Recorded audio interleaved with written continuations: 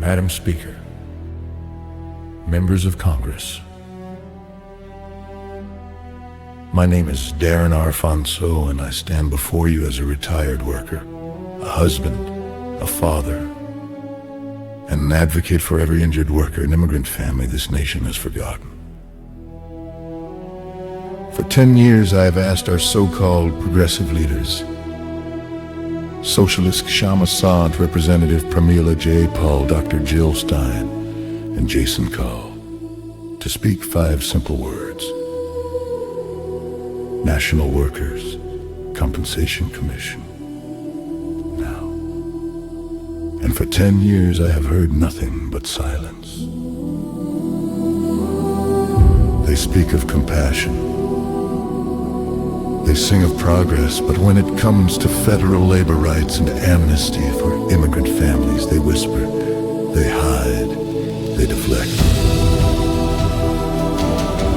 Washington State has become the model for Republican incrementalism dressed in blue.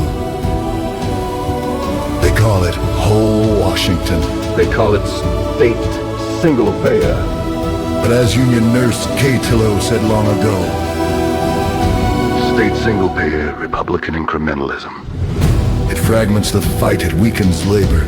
It lets politicians look brave while doing nothing.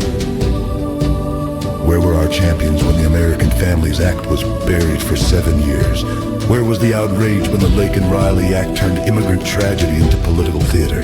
Where were the voices of the left when workers died waiting for federal standards that never came? Not one word of amnesty, not one defense of open borders, not one call to restore the National Workers' Compensation Commission that Richard Nixon and labor leaders demanded half a century ago. Silence from those who claim to speak for the voiceless. You can fight fascism with hashtags. You can fight corporate cruelty with polite silence. You can claim to stand with labor while standing in line for corporate checks. Everyone could crushed by a broken comp system. Every immigrant family torn apart by deportation. Every child left hungry because politicians play donor politics. They are the true cost of this silence. So I stand here today to say this. The bottom is speaking now, and we are done waiting for permission to be heard. Say the words, America.